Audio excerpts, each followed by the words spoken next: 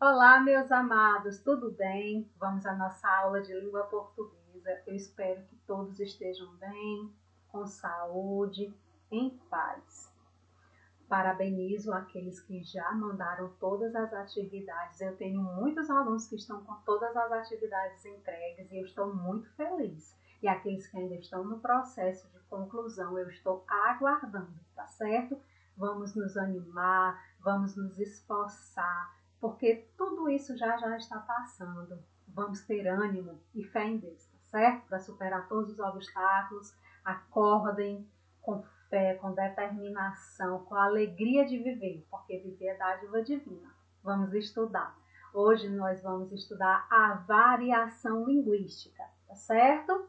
As variedades situacionais e sociais. Esse conteúdo está no livro de vocês e as atividades também. Nós vamos estudar, eu explicarei e vocês farão as questões de 1 a 4. 1, 2, 3 e 4, certo? Lá nas páginas 62 e 63. Tudo será bem explicadinho, vocês vão entender com muita calma, com muita tranquilidade.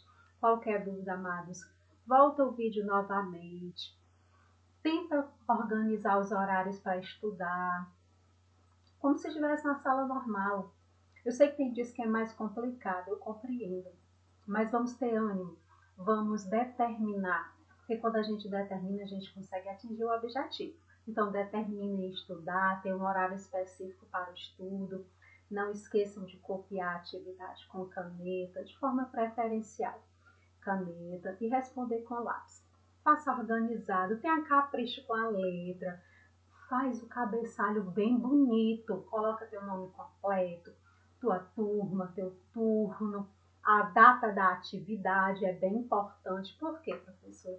Porque tem alunos que estão enviando as tarefas de dias bem anteriores e facilita na hora de eu fazer a correção e procurar no livro e fazer o registro do dia da atividade, porque a frequência de vocês ela é contabilizada a partir da atividade entregue, tá certo? Então, se você não coloca a data, fica meio complicado para eu estar procurando. E como eu tenho muitos alunos, fica mais delicado ainda, tá certo?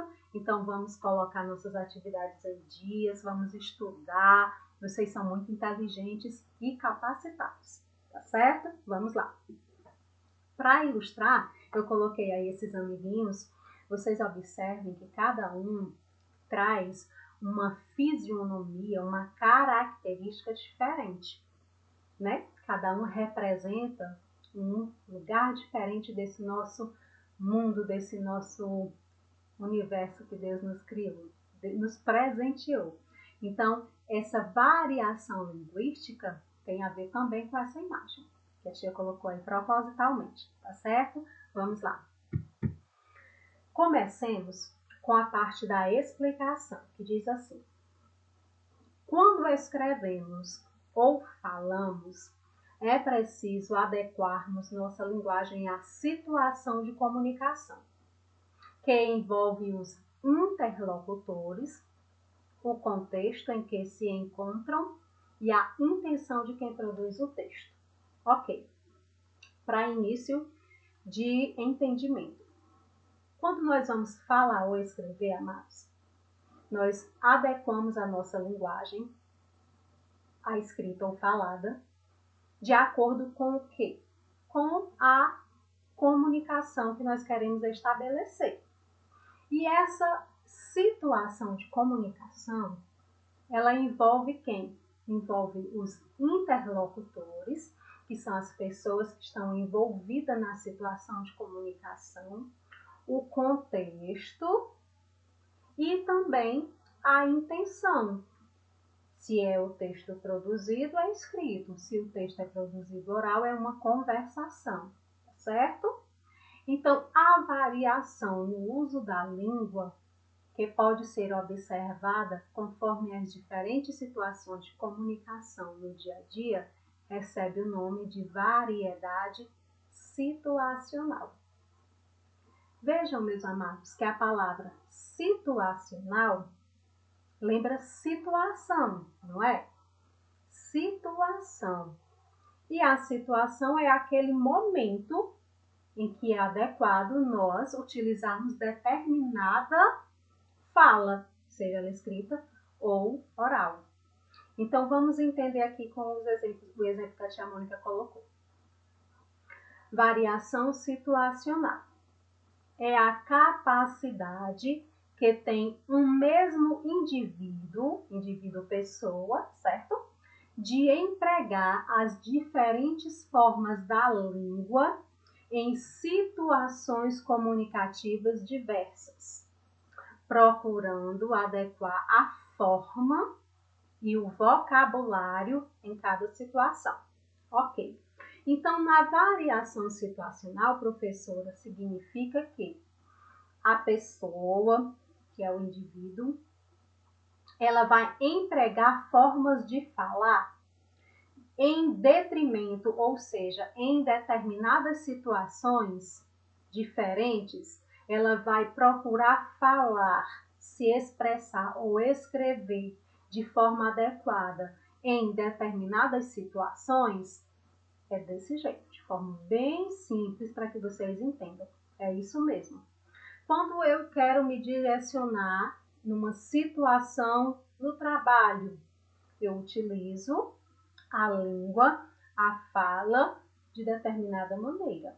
Se eu estou na escola ou com os amigos, com a família, em solenidades ou no mundo virtual, então eu adequo a minha fala ou escrita de acordo com a situação, ou seja, eu utilizo a variação situacional.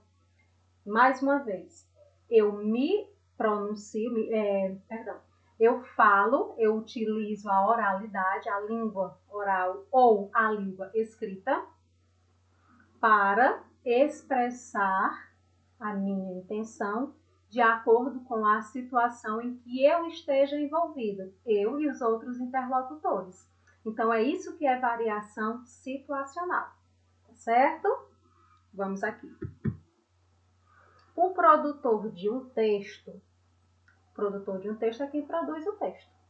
Escolhe um registro mais formal ou mais informal de acordo com o seu interlocutor, ou seja, de acordo com a pessoa, com o outro indivíduo que está envolvido no ato comunicativo. Dependendo da situação comunicativa, é possível usar diferentes registros da linguagem. Olha aqui os dois registros da linguagem que nos são apresentados. O registro informal e o registro formal. O primeiro diz assim: registro formal, adequado a situações mais descontraídas, que possibilitam o uso de vocabulário pessoal e afetivo, como uma conversa entre amigos ou um texto menos oficial. Então, amados, nós utilizamos o registro informal quando estamos em uma situação descontraída. Por exemplo, estamos até na sala de aula, porque nos encontramos entre amigos, procuramos utilizar um registro informal, porque usamos expressões descontraídas, não nos preocupamos tanto com a forma de pronunciar algumas palavras, falamos bastante o tu, o tá, o pra e várias outras palavras que são bem características da informalidade, da afetividade também. Também tem um registro formal. O formal ele é adequado a situações mais formais, como o próprio nome já diz, que dependem ou que pedem vocabulário mais técnico e objetivo, como um discurso oficial, um seminário ou um artigo científico. Muito bem. Ah, professora, a senhora passou uma apresentação de um determinado texto, ou de uma pesquisa de uma pessoa importante, de algum autor, e eu vou ter que expor lá na frente para os meus colegas. Eu vou utilizar o registro formal ou informal?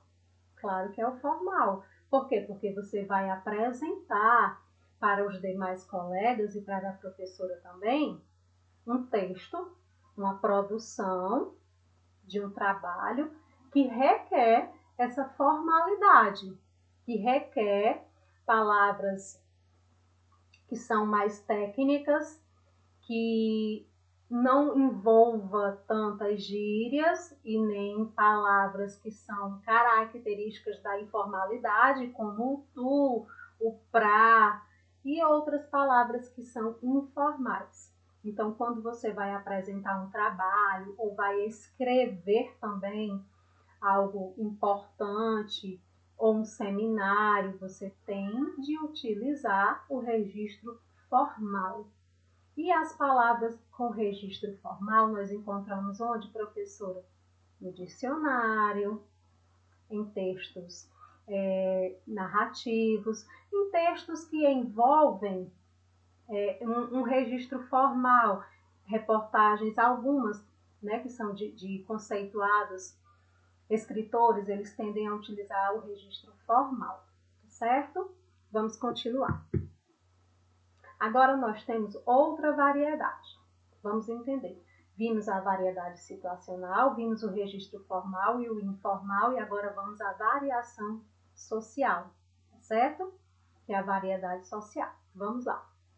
A variação de uso da língua por um grupo de falantes que compartilham características socioculturais. O que são essas características socioculturais, professora? É classe socioeconômica, nível cultural, profissão, idade, interesses, etc. Recebe o nome de variedade social. Então, variedade social é o tipo de uso da língua, vamos só falar assim de uma forma bem simples, que representa, né, as características socioculturais daquele grupo de falantes, certo? Grupo de falantes, não é de uma sociedade inteira, não, é de grupos de falantes, com suas características de cultura, de profissão, de idade, de interesses. Isso é uma variedade social. Também temos o preconceito linguístico. O preconceito linguístico, ele resulta da comparação equivocada entre um modelo idealizado de língua, que é o baseado nas gramáticas e nos dicionários, e os modos de falar em situações reais. Preconceito linguístico, de uma forma bem simples, amados, nada mais é do que as pessoas inferiorizarem outras em relação ao modo de se expressarem, de se tornarem perceptíveis, de se fazerem compreender pelos demais, porque nenhum falar é errado, de forma alguma. Todos nós temos nossas características muito particulares e grupos de falantes também têm suas características populares. Por exemplo, hoje, atualmente, quando eu digo hoje é atualmente, né, nessa era em que nós estamos vivendo, a era remota, a era da tecnologia, porque tudo está sendo levado e trago até a gente de forma muito tecnológica por conta da pandemia. Então, nós temos uma linguagem agora, nós temos até uma variedade que é bem relacionada a esse momento, que é exatamente o uso de termos relacionados à tecnologia. E também temos jovens que conseguem trocar informações, ideias, conceitos, de forma muito particular, com gírias específicas, com palavras que o grupo em que eles estão inseridos compreendem, mas outras pessoas que não fazem parte do grupo, daquela característica de pessoas que estão envolvidas, compartilhando aquela situação de comunicação, não entendem. E está errado? Não, não está errado. Está errado é ter preconceito em relação a esses falares diversificados. Então, preconceito linguístico na prática é isso, tá bom? Olha aqui um exemplozinho, variação social, linguagem técnica. Presta atenção que nós temos duas situações aí. Temos o médico e o paciente. A primeira diz assim: é uma rinite com cefaleias e uma rinorreia importante. Percebe que o rapazinho, que é o paciente, não entendeu nada. Porque o médico utilizou dentro da profissão dele termos, palavras que se referem a essa variedade social. Que variedade é essa, professora? A variedade da profissão em que ele está inserido. E o paciente não conseguiu compreender a informação. Está errado? Não, não está errado. Apenas o paciente ele não tem familiaridade com esse tipo de variação. Está certo? Vamos agora à próxima. É uma constipação. Dói-lhe a cabeça e tem o nariz a pingar. Olha que o menino já compreendeu. Verifica aí que o paciente já até mudou a fisionomia. Significa que ele compreendeu a informação. E professora, não mudou não a forma em que foram escritas, ou seja, a variação foi modificada de uma linguagem técnica para uma linguagem mais informal, bem mais informal, onde o paciente conseguiu compreender o que realmente ele tinha. Tá certo? Então, para que vocês entendam, amados, essa questão da variedade, ou seja, de variações, de mudanças da língua, que é bem importante. E que nós temos que nos adequar a cada uma dessas situações, de formalidade, de informalidade, de região, do social e assim sucessivamente. Está certo? Vamos agora exercitar. Não precisa copiar o texto, somente as questões. Variação linguística, variedades situacionais e sociais. Qualquer dúvida em relação às questões, volta na parte da explicação. Volta um pouquinho o vídeo e escuta novamente a explicação, está certo?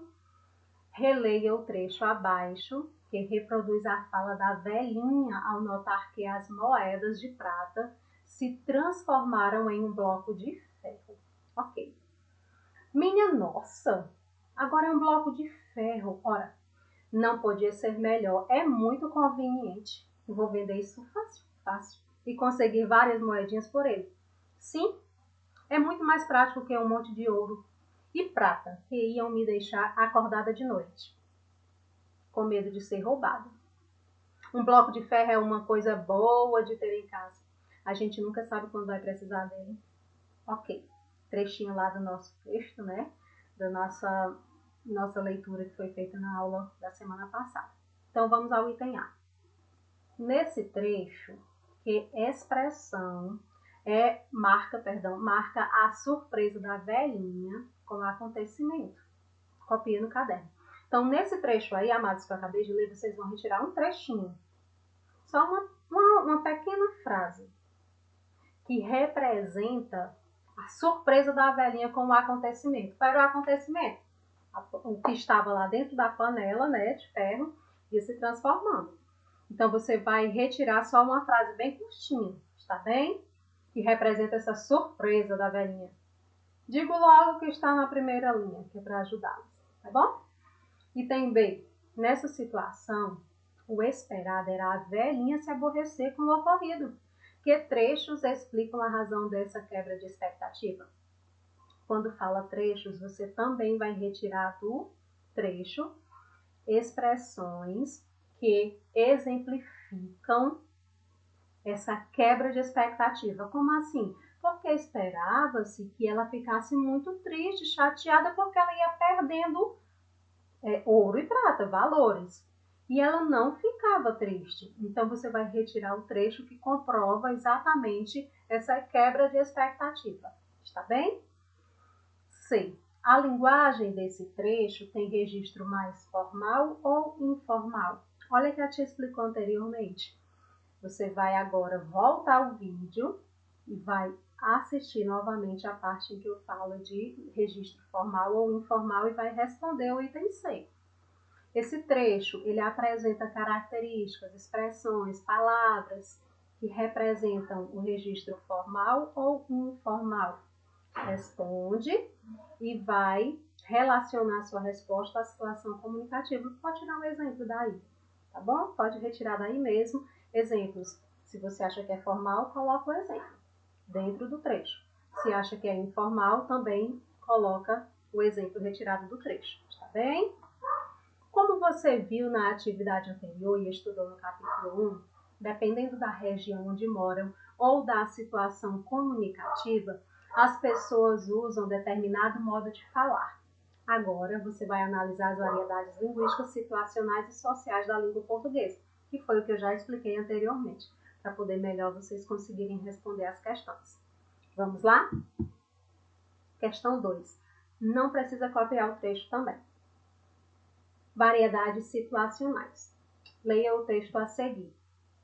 Ele faz parte da contracapa do livro que você vê ao lado. A tia teve que retirar a imagem do livro, porque não ia caber no slide, eu faço as montagens, mas vocês com o livro na mão, vocês verão, assim como eu também pego aqui o meu.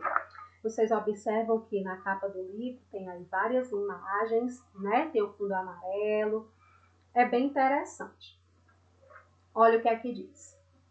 Bem-humoradas e cheias de sabedoria, as histórias de Anansi são inacreditáveis, transmitidas de boca em boca e bastante populares na região de Gana, na África Ocidental.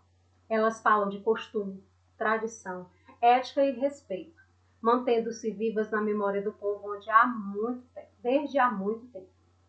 A Anansi é uma aranha que se comporta como gente diante das enrascadas em que se mete. Sempre encontra uma maneira de agir com astúcia, de bolar uma artimanha, de passar a perna em seu adversário. Como é um personagem totalmente humano, a Nancy às vezes se dá bem, outras vezes não. Então, amados, olha aqui o item A. Para que serve a contracapa dos livros?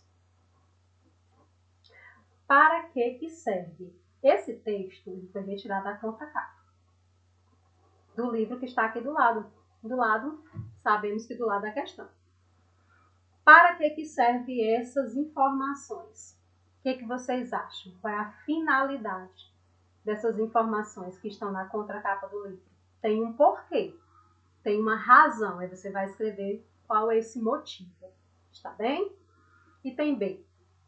Nesse trecho, qual é o registro de linguagem predominante? Olha aí, te deu duas opções. É o registro formal ou é o informal? Nesse trecho aí que eu acabei de fazer a leitura e eu creio que vocês também acompanhando comigo. Você vai dizer se é formal ou informal e tem que justificar. Lembrando que quando temos que justificar com palavras e expressões do texto, é porque você vai retirar de dentro do texto.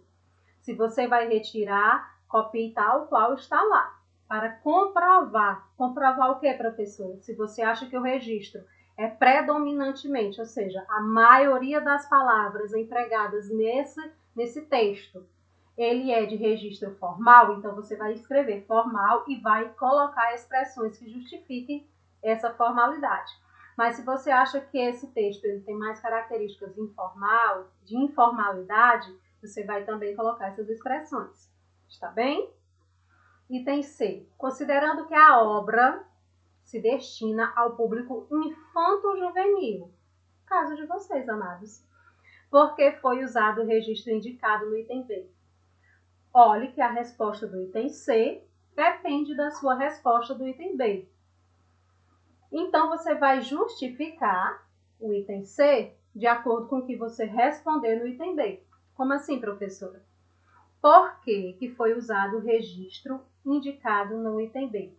Sabemos que essa obra ela é destinada ao público infanto-juvenil, ou seja, a jovens, pré-adolescentes. Então, se você colocou no item no item B, que o registro é informal, você vai justificar. E se você colocou que é formal, você vai justificar, tá certo? Por que foi utilizado esse tipo de registro? Você vai justificar na C, no item C. Por que foi utilizado? Sabendo que esse texto, esse livro, se destina ao público infanto-juvenil. Está bem? Vamos à terceira questão. Variedades sociais. Tem uma tira que também não precisa ser copiada. Leia a tira a seguir inspirada em um fenômeno linguístico. Ok. O título é A Invasão da Tiponite Aguda. É tipo pau. É tipo pedra. É tipo o fim do caminho. O apanhador no campo de tipo centeio. Nós sempre teremos tipo Paris. Olhos sobre tipo tela. Temos aí 4 situações distintas. Com o título da tira, A Invasão da Tiponite Aguda.